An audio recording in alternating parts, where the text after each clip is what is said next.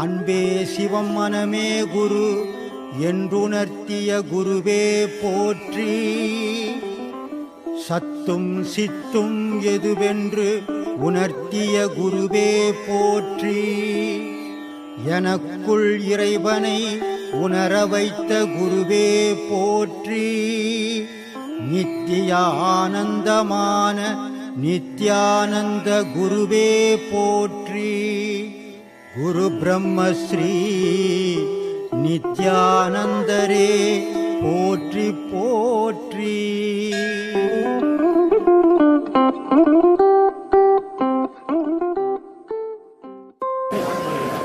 கேள்வி கேட்டு இந்த பதில் சொல்றதால எல்லா மக்களும் என்ன இப்படி ரொம்ப சீப்பாயிட்டேன். நான் இது வரைக்கும் இந்தியாவில் போய் யாரும் குருமார்களை சந்திக்கவே முடியாது. குருமார்களை சந்திக்கணும்னா அப்பாயின்மெண்ட் வாங்கணும். அப்பாயின்மெண்ட் வாங்கி அவன் என்னைக்கு வர சொல்கிறானோ அன்றைக்கி தான் போகணும்.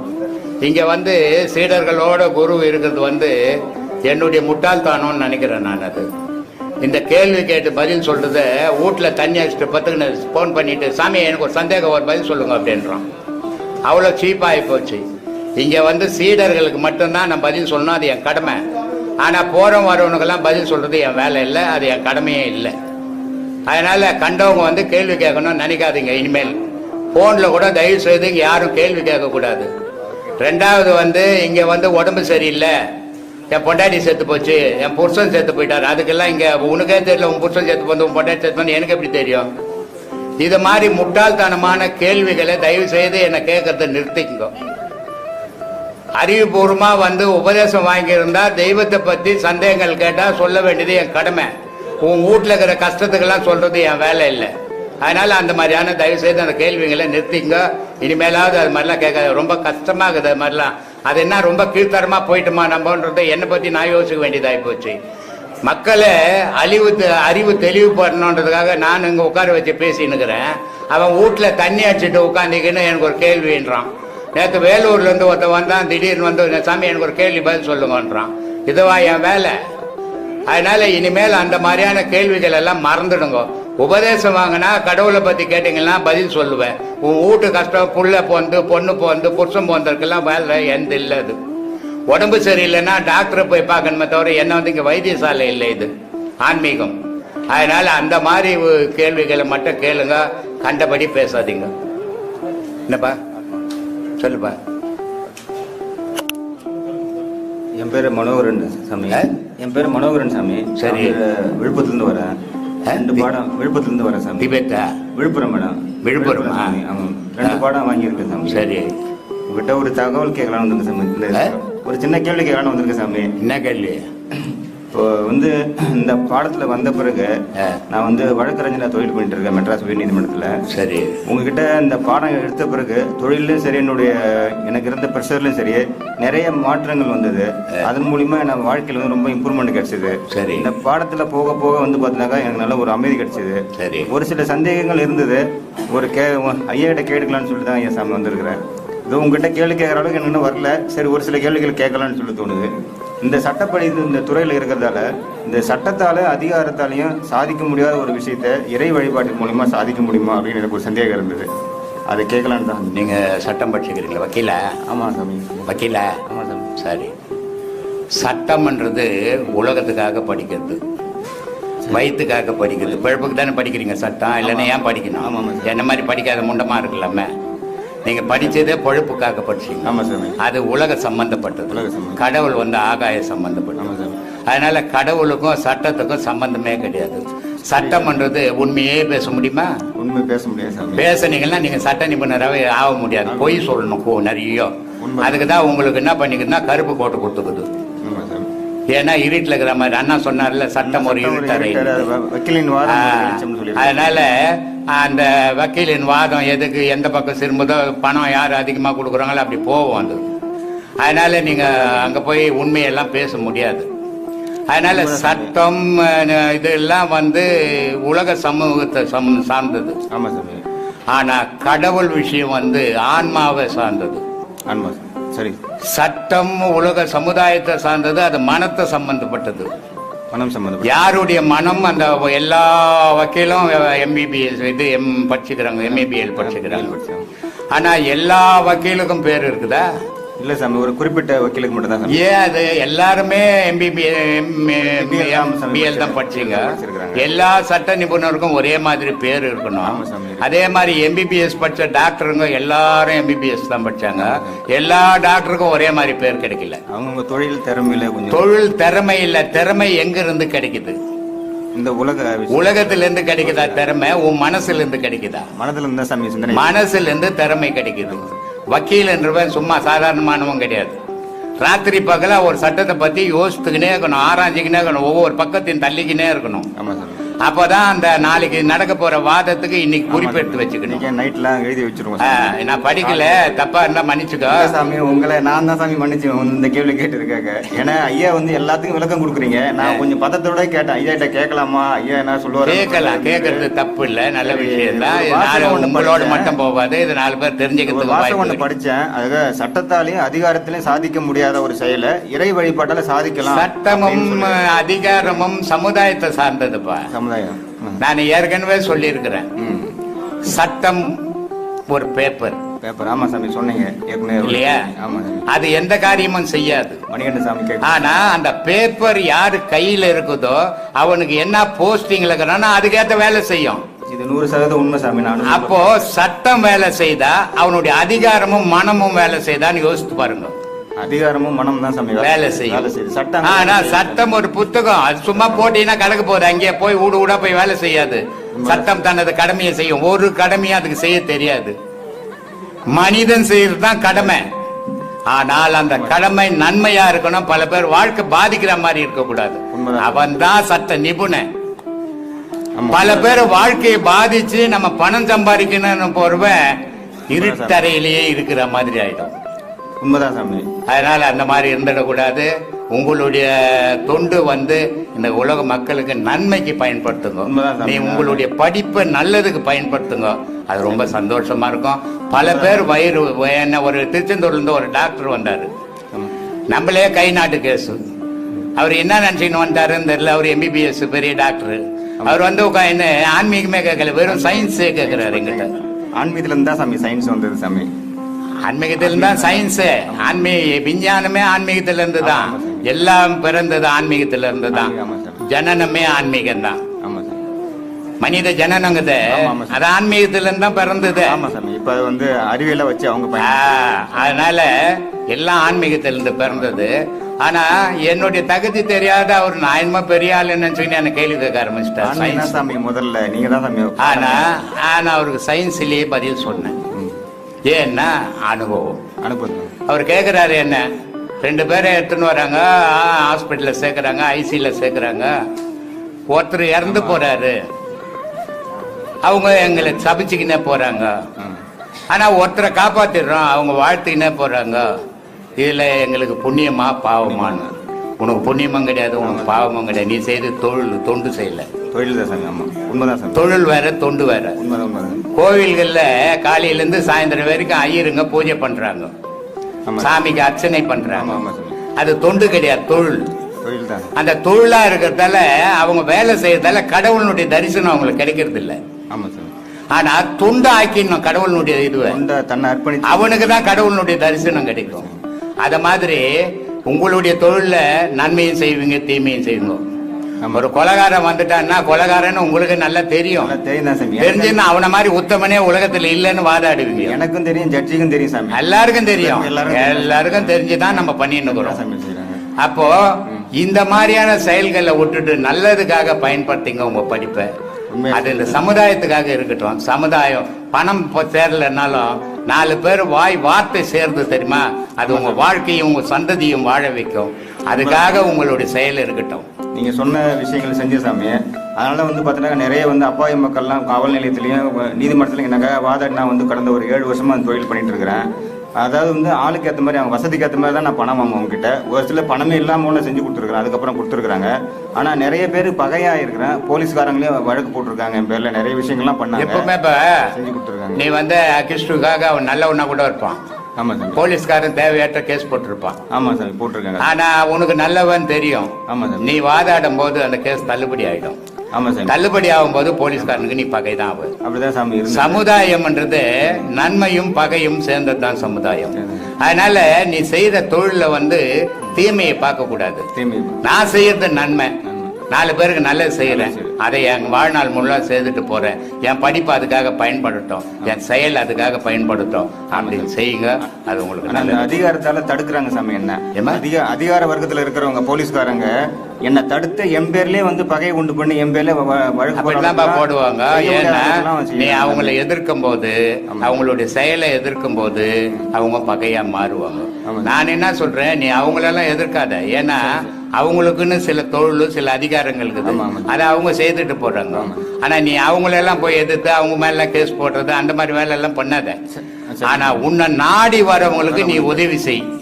மற்ற அதிகாரிகளை நீ எதிர்த்தீன்னா அது பகை உருவாயிடும். அந்த பகை நாளைக்கு ஒரு பெரிய பூகம்பமா மாறிடும். அதனால அந்த மாதிரி பண்ணாதீங்க. உன்னை தேடி வரவங்களுக்கு உன்னுடைய உதவி மட்டும் இருக்கட்டும்.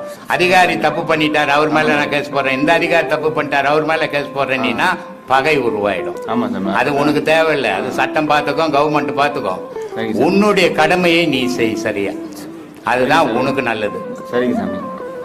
இந்த உபதேசம் வாங்கின பிறகு நான் தொழில் பண்ண போகும்போது எனக்கு ஒரு நல்ல தெளிவு கிடைச்சது, நல்ல மன உறுதி கிடைச்சி, இன்னும் என்னால் வேகமாக அந்த சமுதாயம் செய்ய முடியும், என்கிட்ட வந்தவங்களுக்கு என்னால் உதவி மேற்கொண்டு நிறைய செய்ய முடியும்னு சொல்லி அந்த ஆற்றல் எனக்கு கிடைச்சிது.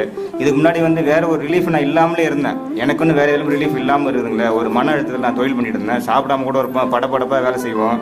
ஒரு டைம் மயக்கம்லாம் கூட விழுந்துருக்கிறேன். ஆனால் அந்த பாடம் வந்துட்ட பிறகு இந்த தொழில் செய்யும்போது எனக்கு இன்னும் நிறைய ரொம்ப நல்ல விளைவுகள் நல்லபடியாக கிடைச்சது. இல்லை ஐயாவுடைய ஆசீர்வாதம் எனக்கு என்னைக்கே இருக்கணும். நான் அந்த தொழிலை சிறப்பாக சமுதாயத்துக்காக நீங்கள் சொல்கிற மாதிரி அதனுடைய வழியை நான் பின்பற்றி செய்வேங்க. என்னுடைய சீடர்களுக்கும் என்னுடைய பக்தர்களுக்கும் இளைய சமுதாயத்துக்கும் இறைவனுடைய அருளும் என்னுடைய ஆசீர்வாதமும் எப்பவும் அதுல எந்த மாற்றமும் கிடையாது. ஏன்னா நான் யாரையுமே கெட்டவனா நினைக்கிறது இல்லை, யாரையுமே நல்லவனாவும் நினைக்கிறது இல்லை. ஏன்னா கெட்டவனா நினைக்கிறதுக்கும் நல்லவனா நினைக்கிறதுக்கும் எக்ஸ்ரே எடுக்கல நான். இல்லையா? மனிதன் அது மட்டும்தான் எனக்கு தெரியும். ஆமா, ஏற்கனவே சொன்னீங்க, ஆத்மா மட்டும் தான் நான் பாக்குறேன், அது மட்டும் தான் நான் பார்ப்பேன். அதனால எனக்கு நல்லவங்களும் கிடையாது, கெட்டவங்களும் கிடையாது. மக்களுக்கு நான் நம்மளால முடிஞ்சதை நம்ம உதவி செய்யணும். இது மட்டும்தான் என்னுடைய குறிக்கோள். அதனால நான் யாரையும், எல்லாருக்கும் என்னுடைய ஆசீர்வாதம் உண்டு, எல்லாருக்கும் என்னுடைய இறைவனுடைய அருளும் உண்டு. ரொம்ப நன்றி. ஆத்மானது 14 சித்தர்கள் சொல்றாங்க. ஆனா சித்தர்கள் பல கோடி பேர் இருக்காங்க. எந்திட்டு போட்டோம், உனக்கு என்ன? நீ இருக்கிறியா? இருக்கிற சாமி. உன்னை தேடி சித்தரை போய் தேடி என்ன பண்ண போற நீ? இல்ல அது என்ன, 18 பேர் இருக்கட்டும், 1000 பேர் இருக்கட்டும்பா. ஆனா அவங்கள தெரிஞ்சுக்கினே நீ என்ன பண்ண போற? உன்னை தெரியாத இந்த உலகத்துல இருக்கிறதெல்லாம் தெரிஞ்சு நீ என்ன செய்ய முடியும் சொல்லு? உனக்கு எது புண்ணியம்? செய்யற செயல் நன்மை தீமை தான். நன்மை தீமை இல்ல, உன்னை தேடுறதான். உன்னை தேடும் போதே நீ நன்மை தான் செய்வ. உலகத்தை தேடும் போது தீமையும் நன்மையும் கலந்து தான் செய்வான் மனுஷன். சரி சார். அதனால ஒரு ஏழை உட்காந்துப்பான், அவனுக்கு மழை பெஞ்சதுன்னா வீட்டுல ஒழுவோம், வெயில் காஞ்சதுன்னா உள்ள இருக்கவே முடியாது. பக்கத்து வீட்டுல ஒரு 4 அடுக்கு அடிக்கணும் ஒரு பெரிய பணக்காரன் இருப்பான். ஆனா இந்த ஏழை தனக்கு ஒரு குட்ஸே இல்லையே, நம்ம நல்லா வாழ முடியலையே, நமக்கு மழை பெஞ்சா ஒழுவுது, வெயில் காஞ்சா உள்ள இருக்க முடியலேன்னு அதை யோசிக்கவே மாட்டான். வரவும் போறவங்ககிட்ட எல்லாம் பக்கத்து வீட்டுக்காரங்க அவர் பெரிய பணக்காரங்க, அவருக்கு 4 கப்பல் இருக்குதுங்க, 3 ஏரோப்ளைன் இருக்குதுங்கன்னு பேசிருப்பான். இவனுக்கு என்ன லாபம்? அதனால நான் பல வீடியோக்கள்ல சொல்றேன், உலகத்தை பத்தி யோசிக்காதீங்க, உங்களை பத்தி யோசிங்க. உலகம் இருக்கும், நீ இருக்க மாட்ட. அதனால நீ யாருன்னு தேடு, சித்தர் யாரு, அந்த நிலைக்கு நீ உன்னால முடியுமா? அவன் கோடி பேர் இருந்துட்டு போட்டோமே, இன்னும் இப்ப அவங்களால நம்ம சாதிக்க போறது இல்ல, தெரிஞ்சுக்க முடியுமா? நம்ம கூட உலகிறாங்க சும்மானா. சில பேர் இப்ப நிறைய பேர் என்ன பண்ணிக்கிறான், நான் இந்த சித்தன் அந்த சித்தன் சொல்லிங்கிறான். சித்தன்றவன் யார் தெரியுமா? மனித உறவுகள் அத்துந்தவன் சித்தன். மனுஷன் கூட உட்காந்து காசு சம்பாதிச்சுக்கிறவங்களாம் சித்தன் புத்தன் சொல்லக்கூடாது. இன்னைக்கு அப்படிதான் போயின்னு இருக்குது உலகம். அதனால நீங்க உங்களை தேடுங்க. நான் பல வீடியோக்கள்ல சொல்லத்தான், உன்னை தேடினாதான் உனக்கு புண்ணியம், ஊரை தேடினா உனக்கு புண்ணியம் கிடையாது. என்கிட்ட ஒரு சீடர் வந்தாரு, நான் எல்லாத்தையுமே படிச்சுட்டேங்கன்னாரு. சரி, ரொம்ப சந்தோஷம்பா, எல்லாமே எனக்கு தெரியுங்கன்னாரு. ரொம்ப சந்தோஷம்பான்னு. உன்னை பத்தி எவ்வளவுப்பா படிச்சேன்னு. என்னை பத்தி எப்படிங்க? யோ, உன்னை பத்தி படிக்காத உலகத்துல இருக்கிறதெல்லாம் படிச்சீங்கன்னா புண்ணியம் உனக்கு. முதல்ல உன்னை பத்தி படிக்க கத்துக்கியா அப்படின்னு. சரி சரி. அதனால தன்னை தேடு, சித்தர் புத்தர்லாம் தேடி உனக்கு ஒரு பிரயோஜனம் இல்லை. இப்போ ஒரு சித்தர் வந்தாருன்னா என்ன பண்ணுவேன்? இவ்வளவு பேரு கடவுளை தேடுறோம் ஆயிரக்கணக்கில். கடவுள் வந்தாருன்னா என்ன பண்ணுவீங்க? என்ன பண்ணுவீங்க? ஒன்னையும் பண்ண மாட்டேன், போயான்ட்டு போயிடுவேன். தெரியாதகிற வரைக்கும் மரியாதை, தெரிஞ்சு போச்சுன்னா மரியாதை போயிடும். அதனால சித்தர்லாம் மரப்பா இருக்குது, அவங்களுக்கு மரியாதை. உன்னை தேடினா உனக்கு மரியாதை போ. சரி மனுஷன். ஆத்மா வணக்கம் சாமி. ஆத்மா வணக்கம்மா. என் பேர் ராமநாதன், மதுரையிலிருந்து வர்றேன். ரொம்ப சந்தோஷம். 4 மாசமா அந்த அவங்க பேச்ச டிவியில கேக்குறேன். அட என்னப்பா நீ 4 மாசம் 40 வருஷமா பேசுங்க. நான் இப்பதான் வர முடிஞ்சது என்னால. குரு நித்தியம், ஓகே, சிவகுமார் 6 டிவி சேனல்கள் ஒளிபரப்பாவது நம்மளுடையது. ஏன்னா அவங்க 3 வருஷமா வீடியோ எடுத்தாங்க. சாய் தர்மா. இப்ப எனக்கு உடல்நிலை உடம்பு சரியில்லாத ஹாஸ்பிட்டல்ல இருந்தேன். அதுல இருந்து டாக்டர் என்ன பண்ணிட்டாரு, அதிகமா பேசக்கூடாதுன்ட்டாரு. அதனால அவங்களுக்கு சொல்லிட்டேப்பா, நான் பேட்டி எல்லாம் கொடுக்க முடியாது, என்னால அதிகமா பேச முடியாது. ஏன்பா உட்காருங்களேம்மா. எங்க போறாங்க அவங்க? பேட்டி கொடுக்க முடியாதுப்பா, நீங்க எங்கேயாவது எடுத்து போடுங்கன்னுட்டேன். இப்ப அவங்க போயிட்டாங்க, 4 மாசம் ஆயிப்போச்சு. நம்ம பேட்டி கொடுக்கறது இல்லை உங்களுக்கு. இப்ப நம்மளுடைய வீடியோஸ் இவங்க 6 பேர் எடுத்து போடுறாங்க மாசம் பேசுறது. இது யாரு கூட பேசுற? சீடர்களுக்கிட்ட மட்டும் பேசுறேன். வெளியாளங்களுக்கு பேட்டி எல்லாம் நான் கொடுக்கறது இல்லை. கொடுக்குற அளவுக்கு என் உடல்நிலையே இல்லை.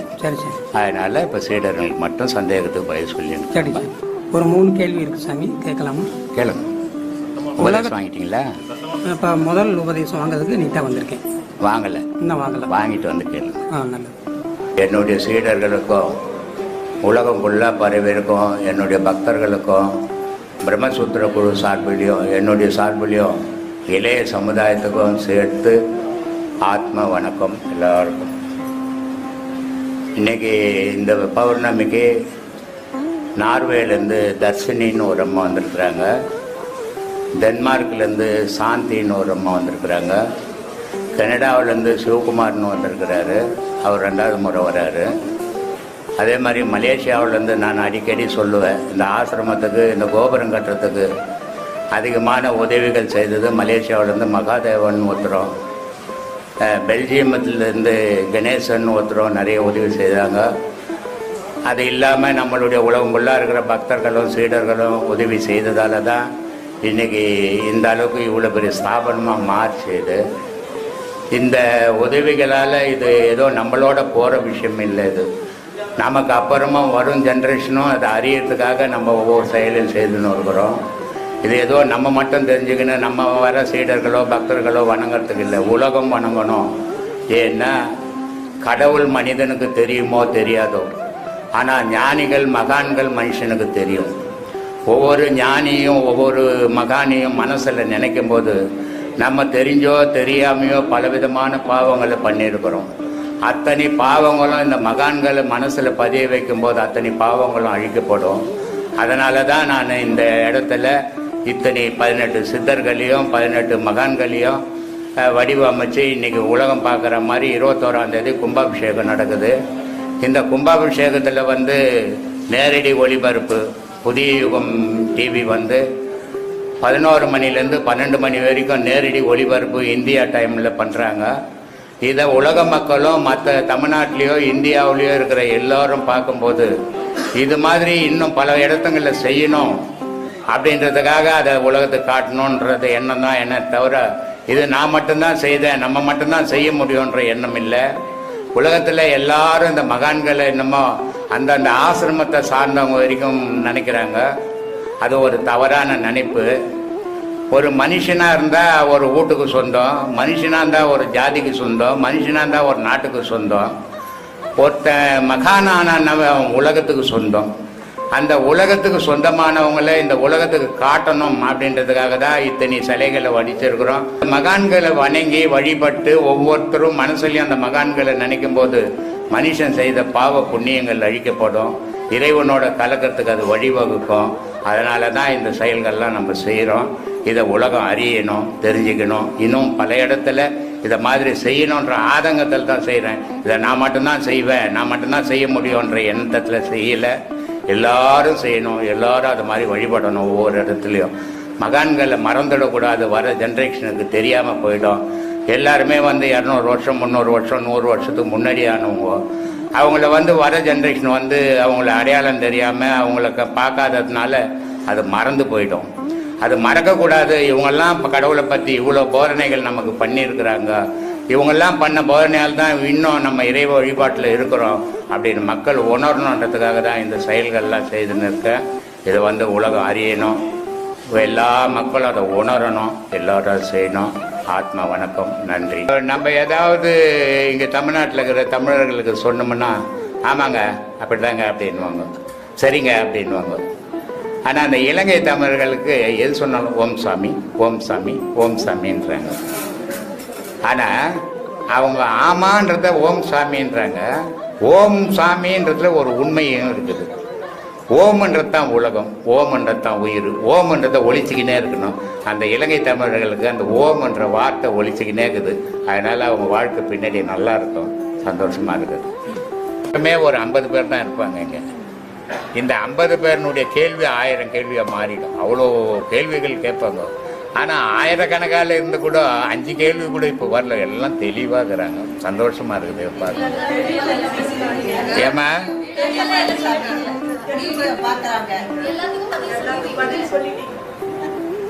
அதுக்கு என் விதி மாத ஒவ்வொரு மனுஷனுக்கு ஒரு விதி வகுத்துடுறான் முன்னாடியே, பிறக்கிறதுக்கு முன்னாடியே. நீ இப்படி நடுவோடு நாராயணான்னு உட்காந்து கத்துறா வரவங்களுக்கு என்ன வகுத்துட்டான். கத்தி கிடக்குறேன் காலம் ஃபுல்லா, 40 வருஷமா கத்தின்னுக்கிறேன். என்ன பண்றது? இப்படியாவது கத்தி பல பேர் மனம் சீர்படுமான்னு ஒரு ஆதங்கம், ஒரு ஆசை. என்ன பண்றது? ஏமா ஏதோ அதில் ஒரு சின்ன சந்தோஷமா எனக்கு. ஏன் சொல்றேன்னா, வெளிநாடுகளில் தனிமையில் போய் வாழறவங்கெல்லாம் நிறைய பேர் ஃபோன் பண்ணுறது என்னன்னா, சாமி நாங்கள் வாழ்க்கையே குழப்பத்தில் வாழ்ந்துன்னு இருந்தோம், ஆனால் இன்னைக்கு தெளிவாக இருக்கிறோன்னா அதுக்கு உங்கள் வீடியோ தான் காரணம் அப்படின்வாங்க. ஏதோ இன்னைக்கு ஆன்மீகம் உலகத்தில் ஒரு மனுஷன் வெளிப்படணும்னா 2 விஷயம் வேணுமா. அந்த 2 விஷயம் வந்தால் ஒரு மனுஷனை உலகத்துக்கு காட்டலாம். ஒன்று, நிறைய படிப்பு இருக்கணும். படிப்பு இருந்தால் அவன் படிப்பை வச்சு இந்த உலகத்துக்கு நான் காட்டுவான். இல்லை நிறைய பணம் இருக்கணும், பணத்தை செலவு பண்ணி நான் தான் காட்டுவான். ஆனால் என்கிட்ட படிப்பும் கிடையாது, பணமும் கிடையாதும்மா. ஏதோ கொஞ்சம் அனுபவம் இருக்குது. அந்த அனுபவம் தான் இந்த உலகத்துக்கு சொல்லின்னுக்கிறேம்மா. நான் ஆண்டவனுடைய அருள் இருக்குதோ இல்லையோ எனக்கு தெரியாதுமா, ஆனால் அனுபவம் இருக்குது, அது மட்டும் எனக்கு தெரியும். ஏன்னா இன்னைக்கு எல்லா ஆன்மீகவாதியும் படிச்சுட்டு பேசுகிறாங்க. நான் இவ்வளோ பேர்கிட்ட கேள்வி கேட்டு பதில் சொல்கிறேன்னா அதுக்கு அனுபவமும் ஆண்டவனுடைய அருளும் இருக்குதுன்னு நம்புறேம்மா. நான் அது எது நிஜம் எது பொய் தெரியாது, ஆனால் அனுபவம் மட்டும் இருக்குதுன்றது மட்டும் தெரியும். அந்த அனுபவத்தை தான் இந்த உலகத்துக்கு சொல்லின்னுக்கிறேன். இந்த அனுபவத்தால் பல பேர் வாழ்க்கை மாறி இருக்குது. அது ஒரு சின்ன சந்தோஷமா. ஒன்று தெளிவு வேணும், இல்லை ஒன்று குழப்பம் வேணும். ரெண்டில் தான் மனித வாழ்வு நடந்துனுது உலகத்தில். சில பேர் ஒரு தெளிவான விஷயத்தை நோக்கி பயணம் பண்ணுவான். அப்படி தெளிவான விஷயத்தை நோக்கி பயணம் பண்ணுறோம் வறுமையில் இருப்பான். குழப்பமான விஷயத்தை நோக்கி பயணம் பண்ணுவான், அவன் வாழ்க்கையில் செழிப்பாக இருப்பான். ஏன்னா குழப்பமாக இருக்கிறவன் வாழ்க்கையில் செழிப்பாக இருக்கிறவன் கடவுளுக்கு அவனுக்கும் தொடர்பு இருக்காது. தெளிவாக இருக்கிறவன் வறுமையில் இருக்கிறவன் கடவுள் நெருங்குறான்னு அர்த்தம். அதனால் இப்படி இருக்கும் மனித வாழ்வே உலகத்தில். ஒன்று குழப்பம், ஒன்று தெளிவு. இப்போ இங்கே இருக்கிற லேடிஸுங்கெல்லாம் ரொம்ப தெளிவாக இருக்கிறாங்க பொழுது, இது சந்தோஷமாக இருக்குது பார்க்கறதுக்கு. அதனால் அடுத்தவங்க ஜென்ஸுங்க வாங்கப்பா கேட்குறவங்க யாராவது வரணுன்னா கேட்கணுன்னா கேளுங்க. நம்மக்கிட்ட உபதேசம் வாங்கியிருக்கிறாங்க, மணலி சேக்காட்டில் இருக்கிறாங்க அந்த அம்மா கும்பாபிஷேகத்துக்கு மணலிலேருந்து ஆசிரமத்துக்கு நான் ஒண்டியாக வர முடியாது, நான் எப்படி வர்றது, பயமாக இருக்குது எனக்கு அப்படின்றாங்க. தமிழ்நாட்டிலேயே பிறந்து தமிழ்நாட்டிலேயே வளர்ந்து தமிழ்நாட்டில் பக்கத்தில் இருக்கிற ஊருக்கு வர பயப்படுறாங்க. ஆனால் நான் பல வீடியோக்களில் சொல்லிக்கிறேன், இலங்கை தமிழர்கள் எவ்வளோ தைரியசாலி, எதையும் சந்திக்கக்கூடிய ஆற்றல் இலங்கை தமிழர்களுக்கு உண்டு. அதனால தான் இன்றைக்கி ஒரு தமிழன் வந்து இங்கே இந்தியாவிலேருந்து வேறு நாட்டில் போய் வாழணும்னா பெரிய கஷ்டப்படுறான். ஆனால் இலங்கை தமிழர்கள் உலகம் ஃபுல்லாக வாழறாங்க. இலங்கை தமிழர்கள் இல்லாத நாடே கிடையாது. ஆனால் இலங்கை தமிழர்களுக்குன்னு ஒரு நாடு இல்லை, அது ஒரு காலத்தில் உருவாக தான் போகுது, அதில் எந்த மாற்றமும் இல்லை. ஆனால் டென்மார்க்லேருந்து ஒரு அம்மா தனிமையில் இந்த ஆசிரமத்தை நாடி வந்திருக்கிறாங்க. எவ்வளோ தைரியம் வேணும் அவங்களுக்கு. ஆனால் அவங்க பேசுறத பார்த்தா பூச்சி மாதிரி பேசுகிறாங்க. பேசுறது எனக்கு ஒன்றுமே கேட்கல. தர்ஷினின்றவங்கள பக்கத்தில் வச்சுன்னு மொழிபெயர்ப்பாளர் மாதிரி வச்சுன்னு கேட்டுன்னுக்கிறேன் நான். ஆனால் இருந்தாலும் கூட அவங்களுடைய மனோதைரியம் எவ்வளோ தைரியம் இருக்குது. ஒண்டியா ஃப்ளைட் ஏறி டென்மார்க்லேருந்து இந்த நாட்டுக்கு தமிழ்நாட்டுக்கு முன்ன பின்ன தெரியாது கண்டுபிடிச்சி இங்கே ஆசிரமத்துக்கு வந்து இன்னைக்கு 3 நாள் ஆகுது. அவங்க இந்த தைரியம் எல்லாருக்குமே வரணும். அதுதான் எனக்கு சந்தோஷம். ஏன்னா நம்ம இருக்கிறோம். தர்ஷினி கிட்ட கேட்குறாங்களாம், என்ன இந்தியாவுக்கு நீ ஒண்டியா போறியன்னுட்டு நார்வேலேருந்து. தர்ஷினி சொல்றான், உங்களுக்கு நான் ஒண்டியா போகிற மாதிரி தருது, என் கூட குரு இருக்கிறாரு அப்படின்ட்டு. அந்த நம்பிக்கை ஒவ்வொரு சீடர்களுக்கும் வரணும். கடவுள் இருக்கிறார் என் கூட, எனக்கு எந்த பயமும் இல்லை. என் கூட என்னுடைய குரு இருக்கிறாரு, எனக்கு எந்த பயமும் இல்லைன்ற தைரியத்தோடு உங்களுடைய பயணங்கள் தொடரணும். அதுதான் எனக்கு சந்தோஷம். எதை நினைச்சும் பயப்படாதீங்க. வாழ்க்கை ஒரு நாள் ஆரம்பம், ஒரு நாள் முடிவு. இது இயற்கை. இதை யாராலையும் மாற்றிட முடியாது. ஆனால் அந்த ஆரம்பமும் முடிவும் வர்றதுக்குள்ள இடைப்பட்ட காலத்தில் இறைவனுடைய பாதத்தை பிடிக்கிறதுக்கு முயற்சிகள் பண்ணுங்க. அதுதான் புண்ணிய பாதை. அதை தேடி பயணம் பண்ணுங்க. நன்றி. நான் நார்வேலேருந்து வரேன். சரி. உங்களோட ஆன்மீக வாழ்க்கைக்குள்ள போகணுமென்று முடிவெடுத்து அதில் பயணிக்கும் பொழுது உங்களோட வீடியோவை நான் யூடியூப்ல பார்த்தேன். சரி. நானும் ஒரு குருவை தேடிக்கொண்டிருந்தேன் நான். சரி. ஆனால் உங்களோட ஸ்பீச், அதாவது உங்களோட கருத்துகள், நீங்கள் சொல்கிற விதங்கள் எனக்கு நன்றாக பிடிச்சபடியாக நான் உங்களை தேடி இவ்வளோ தூரம் பயணித்து வந்திருக்கிறேன். நீங்கள் தான் எனக்கு குருவாக இருந்து என்ன நல்வழிப்படுத்தி நல்ல ஒரு இடத்துல என்ன கொண்டு சேர்க்க வேணுமென்று உங்களை நம்பி வந்திருக்கிறேன். குருவாக இருக்கிறது பெரிய விஷயமே இல்லைம்மா. ராமகிருஷ்ண பரமஹம்சர் ரொம்ப அருமையான ஒரு விளக்கத்தை சொல்லுவார். தடிக்கு விழுந்தால் தெருவுக்கு 10 குரு இருக்கிறான், ஆனால் ஒரு சீடன் கிடைக்கலையே அப்படின்னு வருத்தப்படுறாரு. அப்படி வருத்தப்பட்ட காலத்தில் தான் ஒரு விவேகானந்தர் அவர் கிடைச்சார். ஏன்னா இன்னைக்கு குருமார்கள்லாம் தன்னை வெளிப்படுத்தின்னுக்கிறாங்க. ஆனால் ஒரு நல்ல குரு வந்து தன்னை வெளிப்படுத்தக்கூடாது. ஆனால் குருவனுடைய சீடன்னா வெளிப்படுத்தணும். இது அறிவுபூர்வமாக செய்து காட்டின ஒரு விவேகானந்தர். அதை அமைதியோடு இருந்து பார்த்த ஒரு ராமகிருஷ்ண பரமஹம்சர்.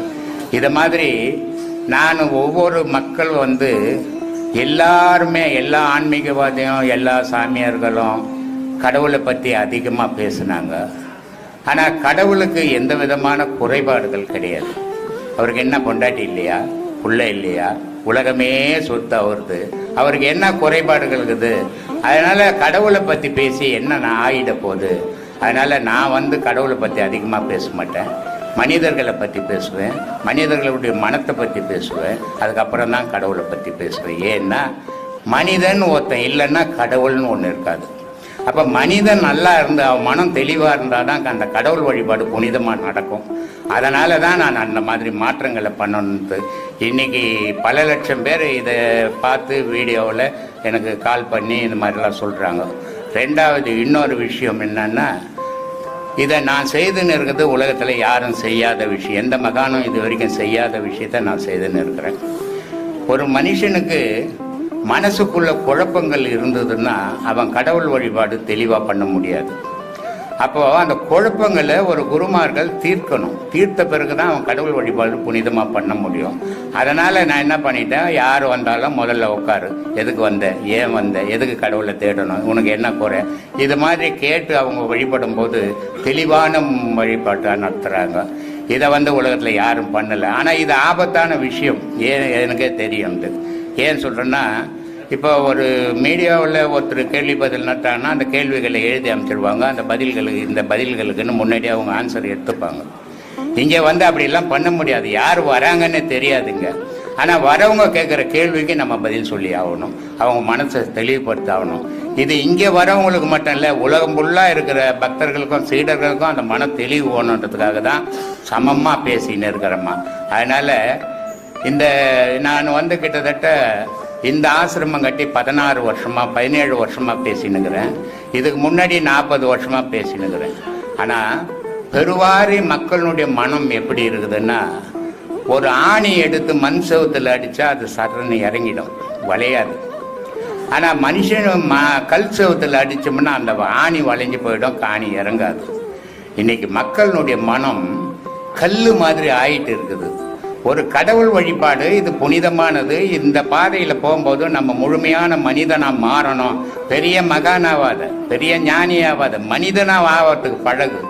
எல்லாரும் தோற்றத்தில் உருவங்கள் மனிதனாக தான் இருப்பான், ஆனால் உள்ளே இருக்கிற பொருள் மிருகமாக இருக்கும். அந்த மிருகதனத்தை ஒழிச்சிட்டு மனிததனத்தை வர வச்சுக்கின்னு மனிதனாக வாழ பழகுன்னு தான் சொல்லி கொடுத்துங்கிறேன். ஆனால் இந்த மக்கள் சில பேர் ஏற்றுக்க மாட்டேன்றான். எதுவா இங்கே வரான், உபதேசம் வாங்குறான், போகிறான். உபதேசம் இங்கே வந்து ஒரு உபதேசம் வாங்கிட்டு இவனாலேயே சரியாக செய்ய முடியாமல் இவன் போய் அடுத்தவனுக்கு உபதேசம் கொடுக்குறேன்னு கொடுக்குறான். ஏன்னா மனசுக்குள்ளே அவ்வளோ ஆசை, நானும் குருவாக மாறி போனோம் அப்படின்ற ஆசை. அதனுடைய விளைவுகள் விபரீதமாக மாறிடும். ஏன்னா நான் கொடுக்கறது உடலுக்கு உபதேசமே கிடையாது, உயிருக்கு உபதேசம். அந்த மாதிரியே இதை போய் நீ வெளியே சொல்லி இன்னொருத்தருக்கு பண்ணும்போது விபரீதங்கள் ஏற்படும். அதுக்கு நம்மெல்லாம் பொறுப்பு கிடையாது, இதெல்லாம் செய்யவும் கூடாது. அப்படிப்பட்டவன் தயவு செய்து இந்த ஆசிரமத்துக்கு வராதிங்கன்னு தான் நான் சொல்லுவேன். ஏன்னா இங்கே வரவன் கடவுளை தேடுறவனா இருக்கணும், உண்மையானவனா இருக்கணும், சத்தியத்தை நாடுறவனா இருக்கணும். அவன் மட்டும் வந்தா போதும். இங்கே கூட்டம் கூட்டி நான் ஒன்றும் எலெக்ஷனில் நிற்க போதில்லை, அரசியல்வாதி ஓட்டு போடுற மாதிரி. இது ஆன்மீகம். ஆன்மீகம்ன்றது ஒரு தெய்வீகம். தெய்வீகம்ன்றது புனித பயணம். அந்த பயணத்தில் தூய்மையாக பயணம் பண்ண கற்றுக்குங்க. அப்படிப்பட்டவங்க மட்டும் வந்தால் போதும், மற்றவங்கெல்லாம் வர வேண்டிய அவசியமே கிடையாது. கோழிகளுக்கு இங்கே வேலையே கிடையாது. தயவு செய்து வர வேணாம் தான் நான் சொல்லுவேன். சொல்லுமா ஏமா? ஒன்றுமே இல்லை ஐயா உங்ககிட்ட கேட்கறது. நீங்க எல்லாமே சொல்லிட்டீங்க யூடியூப்ல.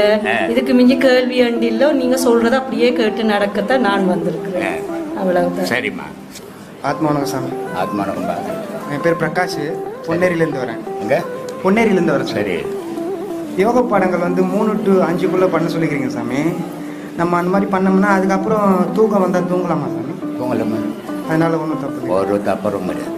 சரி சார். இந்த ஐயப்ப மாலை கிடையாது இது. தூங்கிட்டா குளிச்சுட்டு திருப்பி பூஜை பண்ணுன்றது. இது தூக்கம் வரணுன்னே கொடுக்குற உபதேசம் இது. அதனால ஒரு தப்பும் கிடையாது. அப்புறம் உடல் சூட்டை தணிக்கிறதுக்காக நம்ம என்ன தேய்ச்சி குளிக்கிறோம்ல சாமி, அந்த குழியிலெல்லாம் வச்சு கூடாது. அந்த குழியிலெல்லாம் வச்சு கடவுள் என்னவா இருக்கிறாரு? விளக்கு வீட்டில் எதுக்கு வச்சு கும்பிடுற? என்னன்னு நினச்சின்னு கும்பிடுற? சாமி. அப்போ சாமின்னா நெருப்பாக தான் இருக்கிறாருன்னு தெரியுது இல்லை? அப்போ நீ நெருப்பானா தானே அந்த சாமியில் சேர முடியும். நீ தண்ணியாந்தினா போய் சேருவியா? இல்லை வீட்டில் எண்ணெய் தேய்ச்சி குளி, எல்லாம் தேய்ச்சி குளி. அட வீட்டில் 1000 சொல்லுவாங்கப்பா. உனக்கு தெரியவானவா நம்ம போகிற பாதைக்கு அவங்களுக்கு இடைஞ்சலாம் நீ இருக்காத. உனக்கு இடைஞ்சலாம் உன் வீட்டில் இருக்கிறவங்கள வச்சுக்காத. அவங்க பாதையில் அவங்க போட்டோம், உன் பாதையில் நீ போ. அவங்க சொல்றதெல்லாம் நீ கேட்க ஆரம்பிச்சுன்னா நாளைக்கு 1.5 கிலோ மாட்டுக்கறி எடுத்துன்னு வந்து நீ சாப்பிட்டு தான் ஆகணும், நீ பலமா இருந்தா தான் நான் வாழ முடியும் அப்படின்னுவாங்க. சாப்பிடுவே? இல்லை சாமி, கல்யாணம். அதனால அவங்க பாதைக்கு அவங்க போட்டோம், உன் பாதைக்கு நீ போன. பல பேருக்கு சொல்றேன், யாரு குடும்பத்திலயும் நான் போறேன் நீ வான்னு கூப்பிடாதீங்க. அது குடும்பத்துக்குள்ள குழப்பம் வந்துடும். உன் பாதையில நீ பயணம் பண்ண, அவங்க போற பாதையில அவங்க போட்டோம். அவங்களுக்கா எப்போ தோணுதோ அப்போ வரட்டும், நீங்களா யாரையும் கட்டாயப்படுத்தாதீங்கன்னுவேன். அது மாதிரி வீட்டில் சொல்லுவாங்க, என்னது தலைக்கு ஊற்றிக்கோ, சீக்கா போட்டு தலைக்கு ஊற்றிக்கோன்னு. அப்புறம் கோல்ட் ஆகிறதுக்கு நீ எதுக்கு இந்த பாடம் பண்ணணும்? பண்ண வேண்டியதே இல்லையா?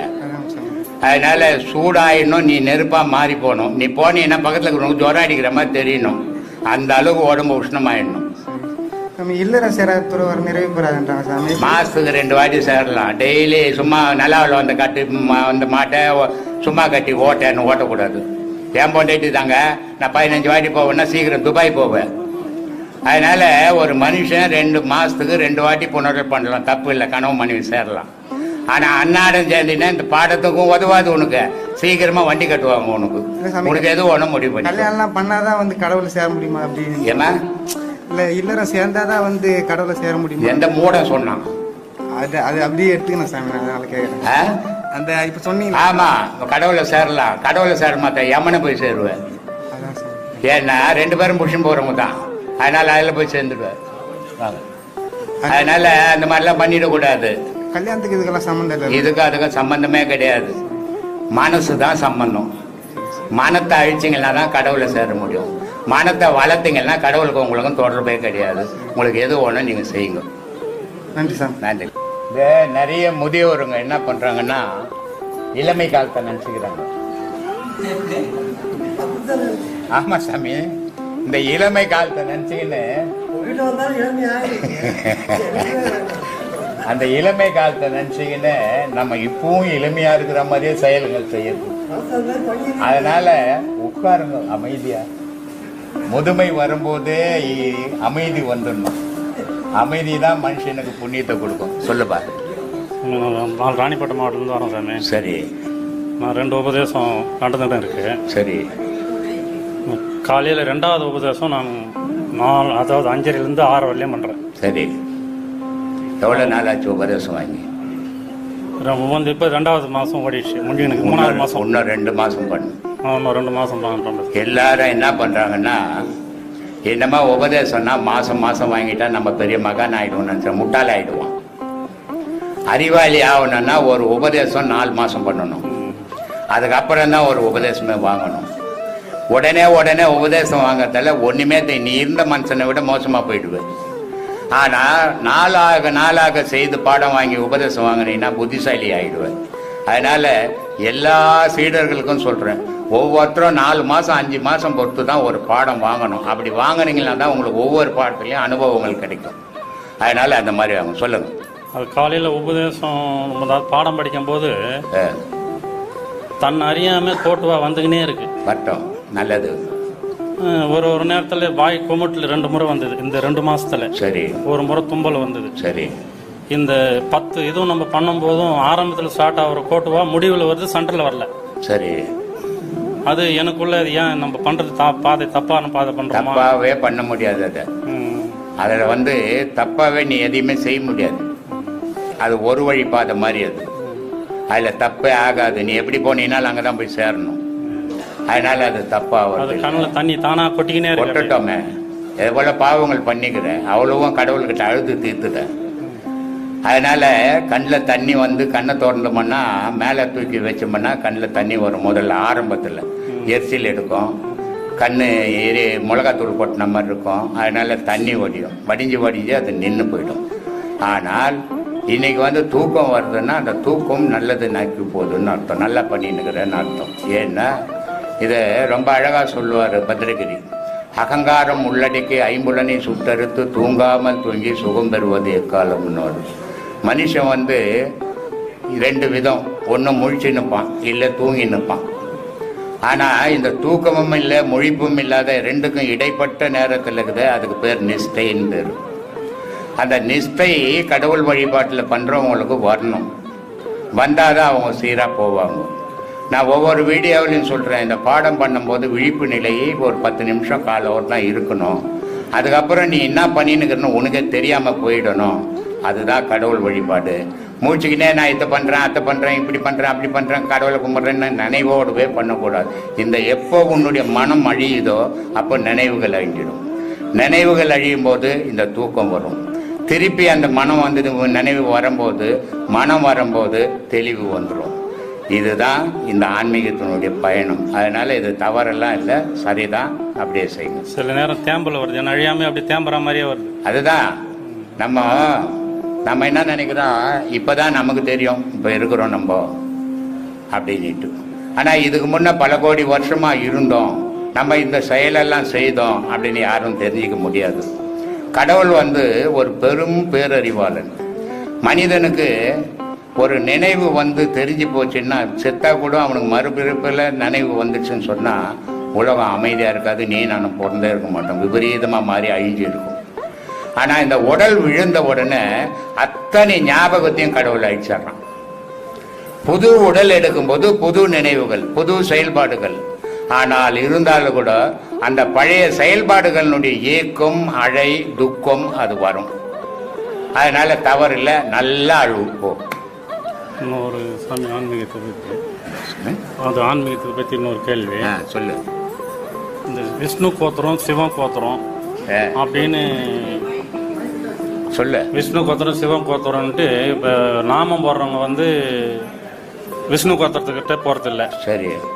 பட்டை போடுறவங்க விஷ்ணு கோத்திரத்து வர்றதில்ல. சரி. அது மக்களா அது பிரிச்சு இருக்கிறாங்களா இல்லை அந்த இறைவன் வழிபாட்டிலேயே அந்த மாதிரி இருக்கா? நீ எந்த கோத்திரம்? அதுதான் எனக்கே தெரியலையே. விஷ்ணு கோத்திரம்னு ஒன்று இல்லை, சிவ கோத்திரம்னு ஒன்று இல்லை, மனுஷ கோத்திரம்னு மட்டும்தான் இருக்குது உலகத்தில். நீ மனுஷ கோத்திரமா இரு, மற்ற கோத்திரத்துக்கு போவாத. ஏன்னா அது சாஸ்திர சமுதாயம் தொழில். அது கடவுள் வழிபாடு இல்லை. அதுதான். கடவுள் வழிபாடுன்றவனுக்கு கடவுள் எந்த ஜாதி தெரியல. சரி, கடவுள் வானப்பா, அது பெரிய விஷயம். அது கடவுள் பொல்லாதவன், அவனை பத்தி பேசுறது அவ்வளவு ஈஸி இல்லை. உன் மூச்சு என்ன ஜாதி? அதுவும் தெரியல. நீ என்ன ஜாதி தெரியல. இல்லப்பா, உங்க வீட்டுல நீ என்ன மதம் ஜாதின்னு சொல்லி இருக்கிறாங்க? நாய்க்கிறா, நாயுடா, மொயிலாவாரா, எந்த ஜாதின்னு சொல்லிக்கிறாங்க? ஜாதினா யாதவாசன்றாங்க. யாதவாசம் சொல்றாங்க. யாதவான்னா இந்த பால் கறக்கிறவங்க, மாடு மேய்க்கிறவங்க, முலாம் சிங் யாதவங்கிற அவங்களுக்கு சொந்தக்கார மாதிரி நீ என்ன வச்சுக்கோ. ஆனா இந்த யாதவா, முதலியாரு, நாய்க்கரு, ஐயரு, பறையன், பள்ளின்னு வச்சுக்கிறது உயிருக்கு வச்சுக்குதா, உடலுக்கு வச்சுக்குதா? அதுதான் எனக்கு உடலுக்கு மட்டும்தான் வைப்பேன். இப்ப யாதவா வீட்டுல உனக்கு ஒரு குழந்தை பிறந்து போச்சு, நீ உன்னால காப்பாற்ற முடியல. அந்த குழந்தை வேற இடத்துல போய் வளர்ந்ததுன்னா அது அந்த ஜாதியா மாறிடும். அப்போ பிறப்பால ஜாதியே கிடையாது, மூச்சு ஜாதியே கிடையாது, மூச்சுக்கு மதமே கிடையாது, கடவுளுக்கு ஜாதியும் கிடையாது, மதமும் கிடையாது. எவன் ஒருத்தன் ஜாதியில மதத்துல நிக்கிறானோ அவனுக்கும் கடவுளுக்கும் தொடர்பு கிடையாது. ஜாதி மதத்தை எவன் கடந்து நிக்கிறானோ கடவுளுக்கும் அவனுக்கும் நெருங்கிய உறவு வரும். அதனால இந்த கோத்திரம் கொல்தம் இதெல்லாம் மறந்துடுங்க. மறந்துட்டு கடவுளை நினைங்க மனசுல. இதெல்லாம் நினைச்சுன்னு ஊர்ல பொழப்பு நடத்த தான் உதவும், கடவுளை தேட உதவாது. கடவுளை தேடணும்னா இதெல்லாம் மறந்துடுங்க. எந்த கோத்திரமாவது இருந்துட்டு போட்டோமே, நமக்கு என்ன போச்சு?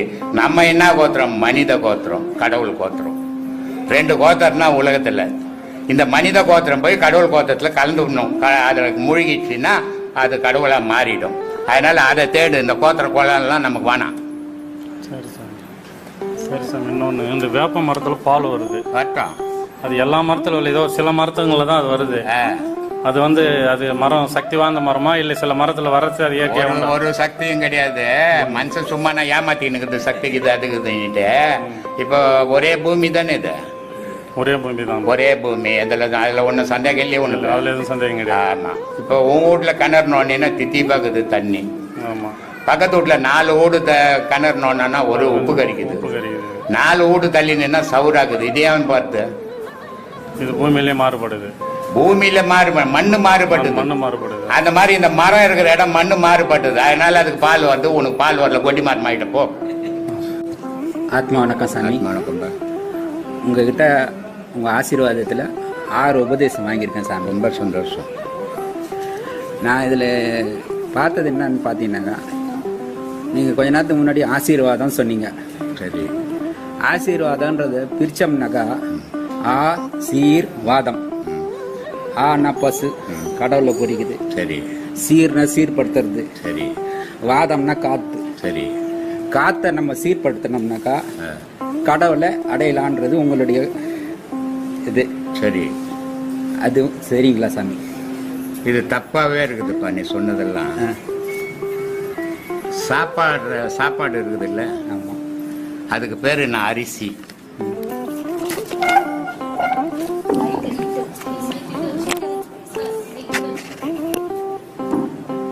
சாப்பிடுற சாப்பாட்டுக்கு பேரு என்ன? அரிசி. அரிசி. ஆனா அம்பாள் இல்லையா?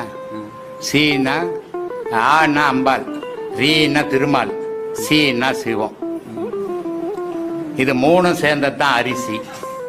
ஆனா சிலர் அரி சி அரிசி, அரியும் சிவனும் சேர்ந்தது அரிசி அப்படின்னு சொல்லி. ஆவ என்ன சாப்ப எங்க போய் சேர்க்கறது? எதையாவது ஒண்ணு சொல்லக்கூடாது. சொன்னா சீரா சொல்லணும், இல்லைன்னா எனக்கு தெரியாதுங்கன்னு சொல்லணும். தப்பு இல்லை, ஒண்ணு இல்லை.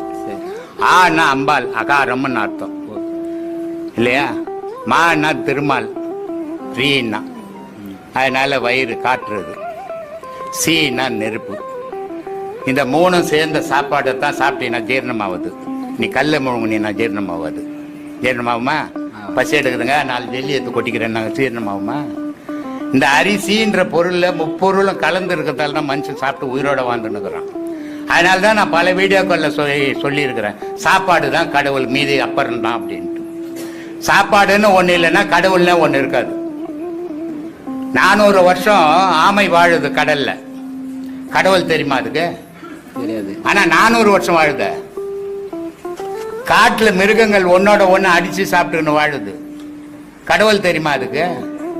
தெரியாது. அப்போ 400 வருஷம் வாழற ஆமை எதை கொண்டு வாழுது? காட்டுல வாழற உயிரினங்கள் எதை கொண்டு வாழுது? ஆனா ஊழ்ந்து 24 மணி நேரமும் கடவுள்ன்ற மனிதன் 60 வயசுலயும் 50 வயசுலயும் செத்து போறேன்னு இது கடவுள் காப்பாத்தலையா இல்ல எது காப்பாத்தல சொல்லு சாமி. இவ்வளவு சிக்கல் இருக்குது. ஒருத்தர் 2 பேரை பிடிச்சி ஒரு ரூம்ல போட்டு மூடிட்டு 15 நாள் போட்டு துறப்பேன். ஒருத்தர் கடவுள் இல்லை எனக்கு சாப்பாடு தாண்டா முக்கியம் கொடுக்கணும், சாப்பாடு கொடு. கடவுள் தான் முக்கியன்றவனு சாப்பாடு கொடுக்காத மூடு. 5 நாள் பொறுத்து தோண்டு என்ன சாப்பிட்டோம் நல்லா கண்டு வெளியே வருவான். கடவுள் இருக்கிறாருன்னு செத்து போயிருப்பான். கடவுளாவே உணவாதான் இருக்குது சாமி. இந்துக்கள் சாதாரண ஆட்கள் கிடையாது, பெரிய பேரறிவாளிகள். அதனால ஆதியிலேயே கடவுள் சாப்பாடு தாண்டான்னு சொல்லி வச்சான். ஆதி மனிதனா இருக்கும் போதே மிருகங்கள் அடிச்சு போட்டாலும் தின்னன் கதை தெரியுமா உனக்கு? தின்னன் யாருன்னு தெரியுமா? காலஸ்திக்கு போய்க்கிறியா? கண்ணப்பர் பேர் தான் தின்னன். அவரு என்ன பண்ணுவாரு? வேடுவார். அவருக்கு எது அடிக்கிறாரோ அதை எடுத்து சிவபெருமான் லிங்கத்தாண்ட வச்சு கும்பிடுவாரு. இந்த மனிதனும் என்ன பண்றான்? ஆடி மாசம் வந்துச்சுன்னா கோழியா இருக்கிறான், ஆடா இருக்கிறான், முட்டை இருக்கிறான், எல்லாத்தையும் போட்டு படையல் போட்டு கற்பூரம் கொளுத்திட்டு கும்பிட்டுட்டு சாப்பிட்றான். இல்ல இந்த மாசம் வந்துச்சுன்னா இந்த மாசம் எல்லாம் ஊடு வாசல்லாம் சுத்தமா இருக்கிறாங்க, கவிச்சு சாப்பிட மாட்டேங்கன்னு வடை பாயசம் செய்து போட்டு கும்பிடுறான். இது தாண்டா உன்னை காப்பாத்துது. இதை கும்பிடுறான்னா இவன் கும்பிட மாட்டான். அப்ப எவ்வளவு பெரிய அறிவாளிகள் இந்துக்கள் பாரு. டேய், கடவுளுக்கு படையல் போட்டு கும்பிட்டுட்டு சாப்பிட்றான்னா ஏன்னா அதுதான்டா உன்னை காப்பாத்திக்குது, அதான்டா கடவுளா இருக்குதுன்னு அப்பவே ஆதியிலேயே சொல்லி வச்சவன். எந்த மதத்திலையும் இது மாதிரிலாம் சொல்லல. அவ்வளவு புனிதமான மதம் இந்து மதம். அப்படிப்பட்ட அற்புதமான மதத்தை விளக்கறதுக்கு ஆள் இல்லாம கெட்டு போச்சது. அதனால ஆகாரம் தான் சாமி கடவுள். அரிசி நவ ஆனா அம்பாள், ஆனா ஆகாரம், ஹரினா விஷ்ணு, சீனா சிவம். இந்த முப்பொருள் தான் உலகத்தை இயக்குது. நீர், நெருப்பு, காற்று, நியூட்ரான், புரோட்டான், எலக்ட்ரான். இது 3 உலகத்தை இயக்குது. இந்த 3 உங்களை இயக்குது. இது சொல்லுங்க. இப்போ நீங்க கடவுளை மனிதன் உருவில் படைச்சான் அப்படின்னு நீங்க சொல்றீங்க. மனுஷன் தான் கடவுளை நான் தான் உருவிலே படிச்சான்னு சொல்றேன். சரி. அந்த சிலைகள்லயே சில சிலைகளுக்கு அற்புதம் இருக்குது.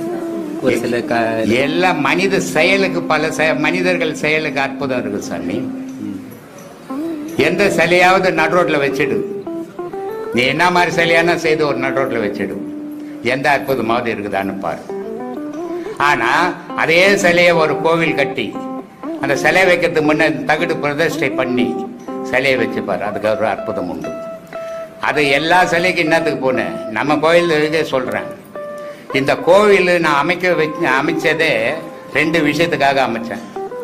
ஒன்று, திருமணங்கள் ஆகாத இருக்கிறவங்களுக்கு திருமணம் ஆகணும். குழந்தை பாக்கியம் இல்லாதவங்களுக்கு குழந்தைகள் பிறணும். இதனாலதான் 9 சிலைகளையும் ஒரே இடத்துல வச்சுக்கிறது. எங்கேயாவது பிரம்மா, லட்சுமி, சரஸ்வதி இருக்கிறாங்களா? எந்த கோயிலையாவது? இங்க பிரம்மா, சரஸ்வதி, விஷ்ணு, மகாலட்சுமி. சிவத்துக்கு எங்கன்னா உருவம் வச்சுக்கிறாங்களா? நான் உருவமா வச்சுக்கிறேன். எல்லாத்துலயும் லிங்கம் வச்சிருப்பாங்க. அப்போ இங்க இந்த பக்கம் வந்தீங்கன்னா ஐயப்பன், அந்த பக்கம் போனா பிள்ளையாரு, மூலஸ்தானம் முருகன். இந்த 9 சிலையும் ஒரு இடத்துல பிரதிஷ்டை பண்ணதுக்கு காரணமே இந்த 2 விஷயம் நடக்கணுன்றதுக்கு தான். இந்த 2 விஷயம் நடக்கணும்னு ஒரு சிலையை போய் நடுரோட்ல வச்சுன்னா ஒரு விஷயமா நடக்காது. அது கீழே வச்சுக்கிற தகுடு வேல்யூக்கு ஏற்ற மாதிரி தான் இங்க நடக்கும். அதுதான் இன்னைக்கு நடந்துன்னு வருது. துலாபாரம் போட்டு எடைக்கு எடை குழந்தை எடை போட்டு கூட பணம் கொடுத்துக்கிறாங்க. அதனால உன்னுடைய செயலுக்கு ஏற்ற மாட்டா அதுல சக்தி பிறக்கும். அது ஒரு காட்டுல கிடக்குற கல்லு. இப்ப உன் கை இருக்குது இல்ல, உன் கை மைக் பிடிச்சின்னுக்குது இல்ல, மைக் பிடிச்சின்னுக்குது. இந்த கையை வெட்டி கீழே வச்சுட்டு மைக் எடுக்குமா? எடுக்காது. ஏன் எடுக்காது? உன் கை தானப்பா. அதுக்கு உயிர். மலையோட கல் இருக்கும் போது உயிர் உண்டு. மலையில இருந்து ஒற்றியத்த அதுக்கு உயிர் போச்சு, செயல் போச்சு, வளர்ச்சி போச்சு. வடிவங்களை நீ அமைச்ச அந்த வடிவத்துக்கு ஏற்ற மாதிரி அங்க வரவனுக்கு மனசுக்கு ஏற்ற மாதிரி செயல்பாடுகள் உண்டு. உலகத்துல எல்லா கோவில்கள்லயும் ஒரே செயல்பாடு இருந்தா உலக ஜனம் வேற கோயிலுக்கு போகாது, எல்லாம் ஒரே கோயிலுக்கு போயிடுவாங்க. நீ நானும் சேர்ந்துன்னு ஒரு கோயிலுக்கு போனா நீ நினைச்சது ஒரு கோயில உன் காரியம் நிறைவேறிடும். ஆனா எனக்கு நிறைவேறாது. நான் ஒரு கோயிலுக்கு போவேன், என் காரியம் அங்கே நிறைவேறும். அப்போ சொல்லுவேன் அது நல்ல கோயிலுன்னுவேன். நீ சொல்லுவேன் இல்லை இல்லை நான் போனது தானே. இது ரெண்டுலையும் எது நல்ல கோயில்? ரெண்டுலையும் எதுப்பா நல்ல கோயில்? அவங்கவுங்க மனசுக்கு மனசு தான் அங்கேயே தவிர மற்றது எதுவும் இல்லை. ஏந்து போ.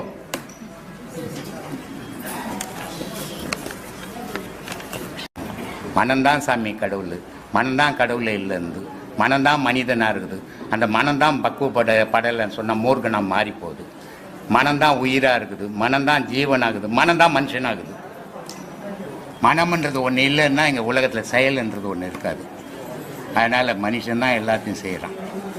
திருச்செந்தூரில் போனீங்கன்னா 1008 லிங்கத்தை ஒரு லிங்கத்தில் வடிச்சிருக்கிறான். அவன் எப்படிப்பட்ட வேலைக்காரனாக இருக்கு. நம்ம பின்பக்கம் போனீங்கன்னா 1008 லிங்கம், 1008 லிங்கத்தையும் ஒரே லிங்கத்துக்குள்ளே செய்திருக்கிறான். நம்ம பாடத்தில் வந்து நம்ம காற்றை தானே கவனிக்கிறோம், மூச்சு காற்றை. ஆமாம், அதுதான் நான் சொல்கிறேன். காற்றை நீங்கள் கவனிங்க. நான் என்ன சொல்கிறேன், கடவுள் ஆராய்ச்சியெல்லாம் இப்போதைக்கு தேவைப்படாது. கடவுள் ஆராய்ச்சியெல்லாம் உச்சத்துக்கு போன பிறகு தான் தேவைப்படும். இப்போதைக்கு ஆராய்ச்சி, கடவுள் ஆராய்ச்சி பண்ணிங்கன்னா உங்களை ஆராய்ச்சி நின்றுடும். உங்களுக்கு எல்லா சீடர்களுக்குமே சொல்கிறேன், நான் யார், நான் எதுக்கு பிறந்தேன். ஏதோ ஒரு உயிரினம் பிறந்து வளர்ந்து சாப்பிட்டு செத்து போகிற மாதிரி நான் வாழறதுக்காக பிறந்தேன். அதுக்கு எதுக்கு நான் பிறக்கணும்?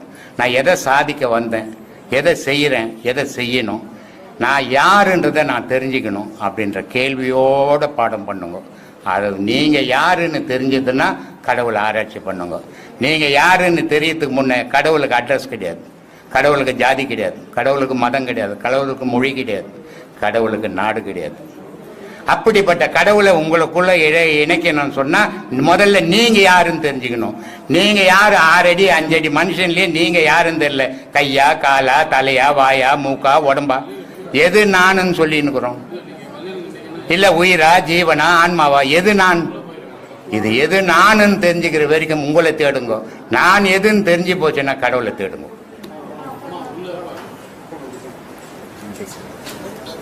எத்தனையாவது படிக்கிற?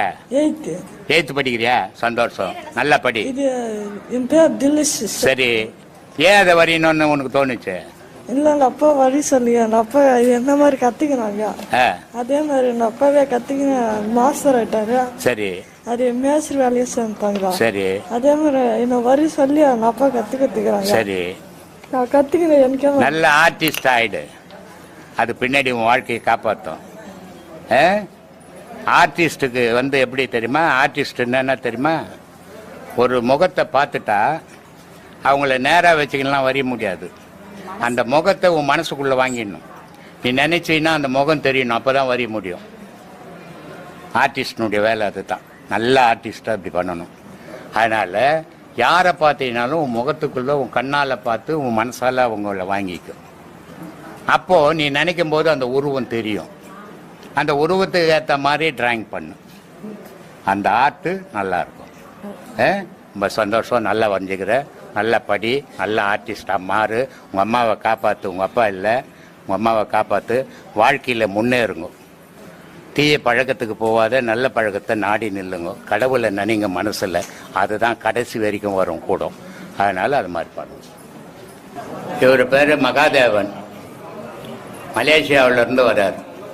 நான் பல மீடியாக்களில் சொல்லியிருக்கிறேன், இந்த சித்தர்களுடைய கோபுரத்துக்கும் மகான்களுடைய சிலை செய்யறதுக்கும் பெரும் உதவி பண்ணவர் இவர். இதே மாதிரி பெல்ஜியம் நாட்டிலேருந்து கணேசன் என்ற ஒரு பெரும் உதவி பண்ணார். ஆனால் இவ்வளோ உதவி பண்ணவர் நேரடியாக என்னை பார்த்ததில்ல, இவர் வீடியோவில் தான் பார்த்துக்கிறாரு. ஆனால் நான் இவரை நேரடியாக இது வரைக்கும் நேற்று ராத்திரி தான் 2 மணிக்கு வந்தாங்க, அப்போ தான் பார்த்தேன் நான் இவரை. இது வரைக்கும் என்னை பார்க்கவே இல்லை. பார்க்காம இவங்களுக்கு மனசு எவ்வளோ பெரிய மனசு இருந்தால் இப்படிப்பட்ட மகான்களுக்கு நம்ம ஒரு உதவி செய்யணும்னு செய்தார். அவர் தான் இன்றைக்கி உங்கள் எதிரெல்லாம் உட்காந்துருக்காரு. அவர் பேசுவார், எங்கேருந்து வந்தார் என்னான்னுட்டு கேட்டுக்குங்க. சொல்லு சாமி, மை கேட்டுங்க. என் பேர் மகாதேவன், நான் மலேசியாவிலேருந்து வரேங்க. சொல்லுங்க சார். அவ்வளோதான். சொல்லுங்க சொல்லுங்க, நீங்கள் எங்கேருந்து வரீங்க, உன் பேர் என்ன, எதுக்காக வந்தீங்க, எதுக்கு உதவி செய்தீங்க? எதுக்கு உதவி செஞ்சேன்னா செய்யணும்னு தோணுச்சு, செஞ்சேன், அவ்வளோதான். செய்யணும்னு எல்லாருக்கும் தோணாது இல்லைங்களா? செஞ்சுன்னு தெரிஞ்சது அது செஞ்சேன், அவ்வளோதான். அவ்வளோதான். இவருடைய மனோபக்குவம், இவருடைய மகளுக்கு கல்யாணம் ஆச்சு. இவருடைய மகளுக்கு கல்யாணம் ஆகும்போது நான் ஹாஸ்பிட்டலில் பெட்டில் அட்மிட்டில் இருக்கிறேன். ஆனால் அது இவருக்கு தெரியாது, தெரியவும் கூடாதுன்னு நான் யாருக்குமே தெரியக்கூடாதுன்னு இருந்தேன். அந்த நேரத்தில் இவர் நோட்டீஸ்னுடைய ஜெராக்ஸ் எனக்கு அமிச்சார். இது என் பொண்ணுக்கு ஏதாவது கல்யாண வாழ்த்து சொல்லுங்கள் சாமி அப்படின்ட்டு. அப்போ நான் பெட்லேருந்தே வாய்ஸ் மெசேஜில் பேசி அமிச்சேன். அந்த மலேசியா டைமுக்கும் நம்ம இந்தியா டைமுக்கும் வித்தியாசம் உண்டு. அந்த மலேசியா டைம் சரியான முகூர்த்த நேரத்தில் நம்ம வாய்ஸ் இருக்கணும் அப்படின்றதுக்காக அந்த டைமை அட்ஜஸ்ட் பண்ணி பேசினேன். இன்றைக்கி ஒரு பொண்ணு கல்யாணம் ஆகி ஒரு 5 மாதம் ஆகுது. வாழ்க்கையில் இன்றைக்கி நல்லா இருக்காங்க. இது போல் எல்லாரும் நல்ல வழியில் மாதா செய்தது மக்களுக்குன்னுவாங்க. தாய் தகப்பன் செய்கிற புண்ணியம் தான் நம்ம பிள்ளைங்களுக்கு வந்து சேரும், அது நமக்கு வந்து சேராது. அந்த பிள்ளைங்க நல்லா இருக்கணும்னா நம்ம வாழும்போது பல உதவிகளை செய்து பல தெய்வ வழிபாடுகளை செய்யும்போது அந்த பிள்ளைங்களுக்கு அது தெரிய வரும். அதுங்க வாழ்க்கையிலையும் அதை பின்பற்றோம். அதுக்கு தான் இதெல்லாம் வழிகாட்டியாக செய்துன்னுக்குறோம். அது மாதிரியான செயல்களை செய்தார். அந்த வாழ்த்தும் தெரிவித்தேன். உடனே இவங்க பொண்ணு என்ன பண்ணிடுச்சு, இவருடைய பிறந்த நாள் எனக்கு தெரியாது. இவர் பொண்ணுனுடைய என்ன பண்ணிடுச்சு, எனக்கு மெசேஜில் போட்டது, இது மாதிரி எங்கள் அப்பாவுக்கு பிறந்த நாள் வருது சாமி, அவருக்கு தெரியக்கூடாது நீங்கள் பேசுறது, ஆனால் அது அன்றைக்கி தான் தெரியணும் அப்படின்னுட்டு எனக்கு சொல்லிச்சு. அதே மாதிரி இவருக்கு பிறந்த நாள் வாழ்த்து சொன்னேன் நான். அது அந்த பிறந்த நாளைக்கு அவங்க பொண்ணு அதை வெளிப்படுத்துச்சு. உடனே இவர் என்ன கேட்டார், எப்படி உங்களுக்கு என்னுடைய பிறந்த நாள் தெரியும்ன்ட்டு. உங்கள் பொண்ணு தான்ப்பா சொல்லிச்சு அப்படின்னு. இப்படி மனசு விட்டு ஒருத்தரோட ஒருத்தர் இவர் உதவி செய்கிறாரு, இவர் ஆன்மீகம் பார்க்குறாரு, கரெக்டு. இவருடைய பிள்ளைங்களும் பார்க்குது. ஏன்னா முன்னேறு சரியாக போனால் பின்னேறு சரியாக போவோன்னுவாங்க. அது மாதிரி தாய் தகப்பனுங்க நம்ம நல்ல வழியில் போகணும்னா நம்ம பிள்ளைங்களும் நல்ல வழியில் வரும். அதுக்கு ஒரு உதாரணமாக இருக்கிறாரு மலேசியா மகாதேவன்.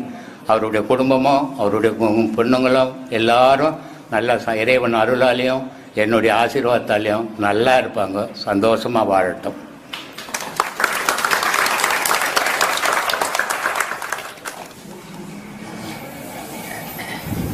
நான் கனடாவிலிருந்து வந்திருக்கிறேன். இதுக்கு முன்னாடி 2019 நானும் அம்மாவும் வந்திருந்தோம். முதல்ல 4 உபதேசம் எடுத்திருந்தேன். இப்போ மிகுதி உபதேசம் எடுக்கிறதுக்காக இப்போ வந்திருக்கிறேன். இவ்வளோ காலம் ஐயா அவருக்கா பார்க்க முடியுமா, அவரோட பேச முடியுமான்னு நாங்கள் தேடிக்கொண்டிருந்தோம். இப்போ தான் நாள் கிடைச்சிது. ஐயா உபதேசமும் எடுத்துட்டு இருக்கிறேன். சந்தோஷம். இவர் கனடாவிலேருந்து வந்திருக்கிறாரு. இந்த சமாதி கும்பாபிஷேகம் ஆகும்போது இவரும் இவருடைய அம்மாவும் வந்திருந்தாங்க இங்கே. அப்போ உபதேசங்கள் கொடுத்துருந்தாங்க. அதே மாதிரி மலேசியாவில் சிவபாக்கியம்னு ஒரு அம்மா, 80 வயசு, அவர் புள்ள டாக்டரு, அவரை இட்டுக்கு நீங்கள் வந்திருந்தாங்க. அவங்களும் 3 ட்ரிப்பு எல்லா உபதேசமும் வாங்கினாங்க. இங்கிலாண்டில் வதனின்றது 4 முறை எல்லா உபதேசமும் வாங்கிடுச்சு. அது மாதிரி இவர் முதல்ல 4 உபதேசம் வாங்கினார். இப்போ 3 வருஷம் பொறுத்து வந்திருக்கிறாரு. இன்றைக்கி மீறி உபதேசத்தை இந்த 2 நாளில் அவர் தங்கி இந்த உபதேசங்களை பெற்று முழுமை பெறணும். ஒரு மனிதன் இந்த மனித உடல் அமைஞ்சதை இறைவனை அடையிறதுக்காகவே அமைஞ்ச உடல் இது. மற்ற உடல்கள் எல்லாம், அதனால தான் நான் பல வீடியோக்களில் சொல்லிக்கிறேன், உலகத்தில் உள்ள எல்லா ஜீவராசிகளும் குனிஞ்சு நடக்கும், ஆனால் மனிதன் மட்டும் நிமிர்ந்து நடப்பான் உலகத்திலேயே. ஏன் மனிதன் மட்டும்? இவனும் ஒரு ஜீவன் தானேன்னா இவனுக்கு மட்டும்தான் மனம்ன்றது ஒன்று இருக்குது, மற்ற இதிலெல்லாம் உயிர் இருக்குது. அப்போ இந்த மனம் இருக்கிறதால எல்லாத்தையும் அடக்கி ஆள்ற தன்மை இந்த மனிதனுக்கு மட்டும்தான் உண்டு. அதே நேரத்தில் இறைவனை அடையிற பக்குவமும் இந்த மனிதனுக்கு மட்டும்தான் உண்டு. இந்த மனித வர்க்கமே இறைவன் அடையிறதுக்காக பிறந்தது. அது என்னமோ உலகத்தில் சாதிக்க போகிறேன்னு செய்துன்னு இருக்காங்க, அது எப்படியோ தெரியாது. ஆனால் என்னை தேடி வரவங்க முழுமையான உபதேசங்களை பெற்று இறைவனுடைய அருள் பெறணும், அதுதான் முக்கியம். அதுக்காக தான் இங்கே உபதேசம் கொடுத்துன்னுக்குறேன். அதுக்கு இவங்கெல்லாம் நார்வேலேருந்து வந்திருக்காங்க, டென்மார்க்லேருந்து சாந்தி வந்திருக்குது, இவர் கனடாவிலேருந்து இவர் வந்திருக்காரு. அதே மாதிரி இப்போ மலேசியாவிலேருந்து மகாதேவன் வந்திருக்கிறாரு, இன்னொருத்தர் மலேசியாவிலேருந்து வந்திருக்கிறாரு, இன்னொருத்தர் ஒரு 7 பேர் கனடாவிலேருந்து ஒன்றா வந்திருக்காங்க. இவ்வளோ வெளிநாட்டுக்காரெல்லாம் இந்த உபதேசத்தை வாங்கணும், இதை பண்ணணும் அப்படின்ற ஆர்வத்தோடு வராங்க. ஆனால் நம்ம தமிழ்நாட்டில் இருக்கிறவங்க இந்த உபதேசங்களை வாங்குறாங்களே தவிர சீராக செய்ய மாட்டாங்க. அது எனக்கு தெரியுது. இது ரொம்ப வருத்தப்படுங்க. அதை விட உபதேசம் வாங்காமல் இருக்கலாம், அது நல்லது. உபதேசம் வாங்கிட்டா அதை வீணாக்கிட்டா குடும்பம் சின்ன பண்ணமாக மாறும். அது உங்களுக்கே எப்படி கெடுதுன்னு தெரியாது, தெரியாமையே கெட்டு போகும். உபதேசத்துக்குன்னு வராதிங்க. நான் யாரையும் அரசியல் கட்சி இல்லை, இது ஓட்டு போட வேண்டியதில்லை, நான் எலெக்ஷனில் ஜெயிக்க போகிறதில்லை. உங்களுக்காக பேசிங்கிறேன். அதை நீங்கள் பயன்படுத்திக்கங்க இந்த காலகட்டத்தில். இதை தவற விட்டுட்டீங்கன்னா உலகத்தில் நீங்கள் எங்கேயும் எந்த குரு கிட்டவும் பக்கத்தில் உட்கார முடியாது, எந்த சீடரும் குருவை பார்க்க முடியாது, அப்பாயின்மெண்ட் போடணும். அப்படிப்பட்ட உலகம் இது. ஆனால் நான் இங்கே அந்த வேற்றுமையை நினைக்கிறது இல்லை. குரு சீடன்றோம் உபதேசம் கொடுக்கும்போது வெளியே வந்துட்டா நீ நானும் ஒன்று தான்.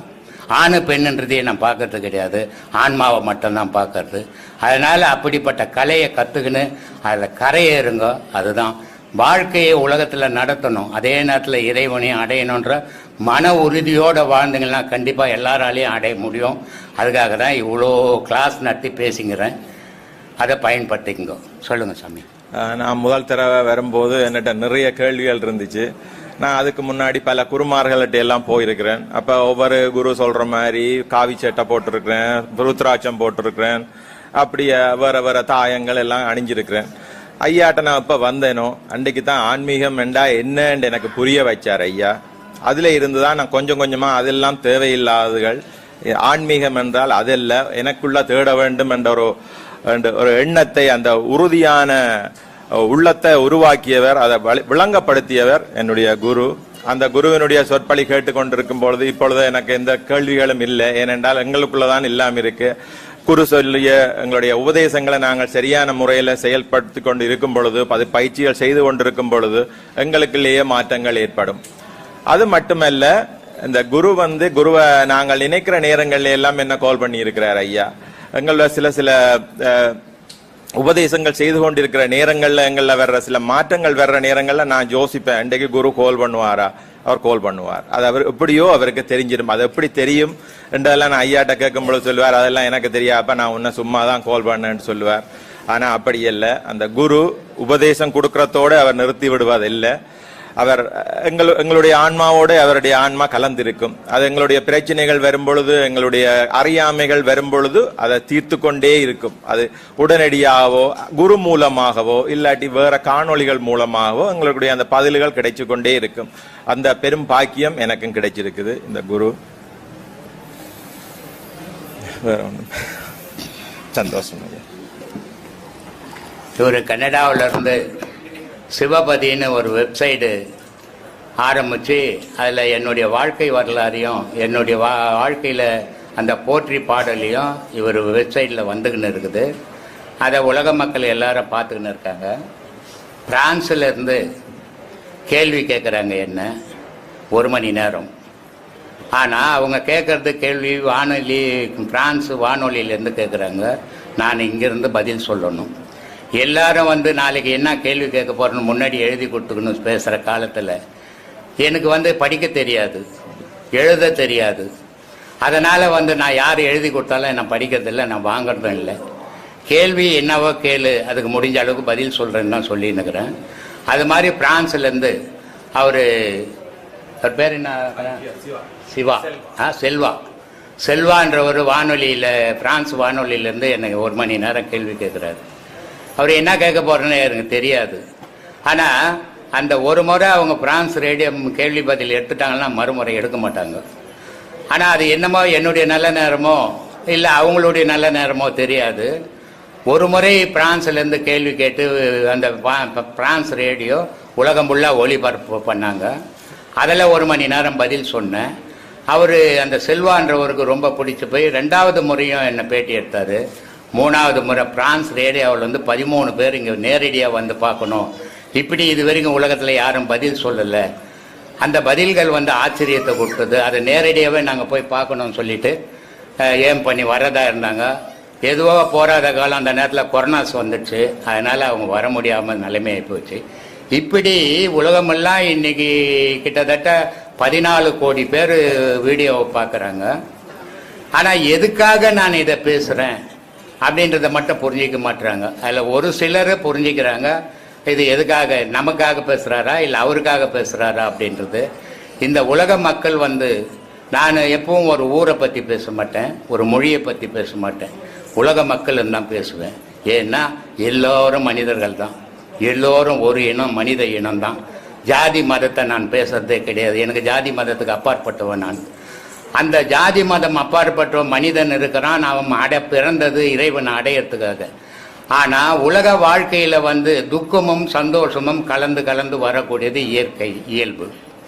ஆனால் இந்த துக்கத்தையும் சந்தோஷத்தையும் தூர போட்டுட்டு அமைதியோடு வாழறது கடினம்.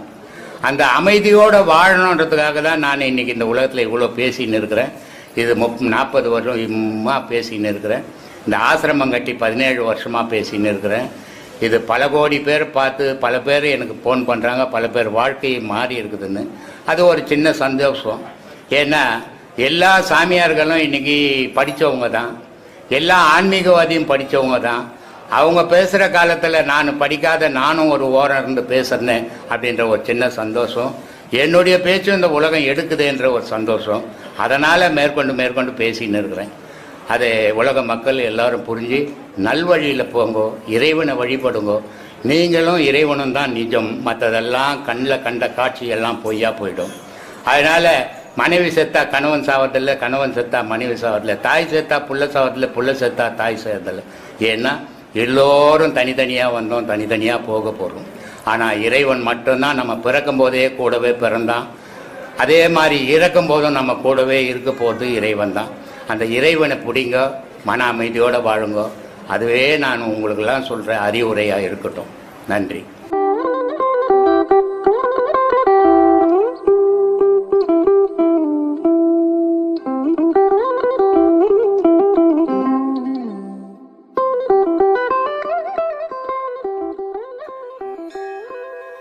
அன்பே சிவம் மனமே குரு என்றுணர்த்திய குருவே போற்றி. சத்தும் சித்தும் எதுவென்று உணர்த்திய குருவே போற்றி. எனக்குள் இறைவனை உணர வைத்த குருவே போற்றி. நித்திய ஆனந்தமான நித்யானந்த குருவே போற்றி. குரு பிரம்மஸ்ரீ நித்யானந்தரே போற்றி